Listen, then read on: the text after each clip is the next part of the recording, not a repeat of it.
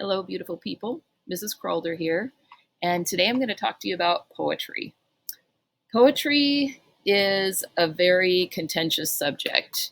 People love it, some people can't stand it, and my theory is that the people that don't like poetry don't like it because of a lie that's been perpetuated over the years by certain teachers, other people that say that poetry is a puzzle with a hidden meaning.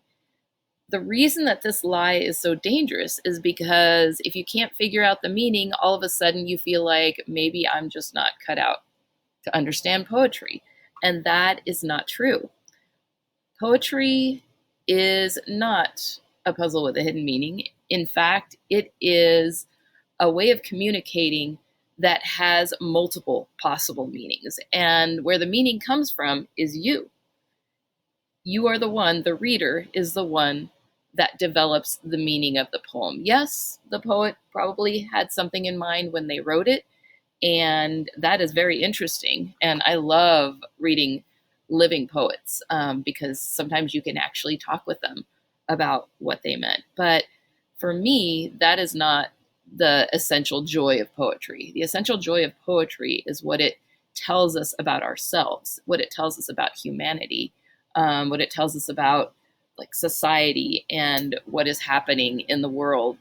And we can come to an understanding of those things through our own experiences, through our own responses to poetry. And so I'm going to give you a really quick way of being able to approach a poem, and you can approach any poem this way as a teacher, as a student. And so the first thing we do is we're going to start with Clint Smith's Something You Should Know. And step one for reading this poem is just reading it through, experiencing it, seeing what jumps out at you. So the first thing I want you to do as you're reading this is looking at this, start with something you should know. I clean the cages of small animals like turtles, hamsters, rabbits, and hermit crabs. I watch the hermit crab continue to grow, molt, shed its skin, and scurry across the bottom of the aquarium to find a new shell, which left me afraid for the small creature. To run around all exposed that way, to have to live its entire life requiring something else to feel safe. Perhaps that's when I became afraid of needing anything beyond myself. Perhaps that's why even now, I can want so desperately to show you all of my skin, but am more afraid of meeting you exposed in open water. Now take a few minutes and go ahead and just highlight a couple of words, phrases, whatever jumps out at you. And as I'm looking at this, I'm seeing the word scurry. Scurry, for some reason, seems to be, significant in some way. So I'm going to mark scurry.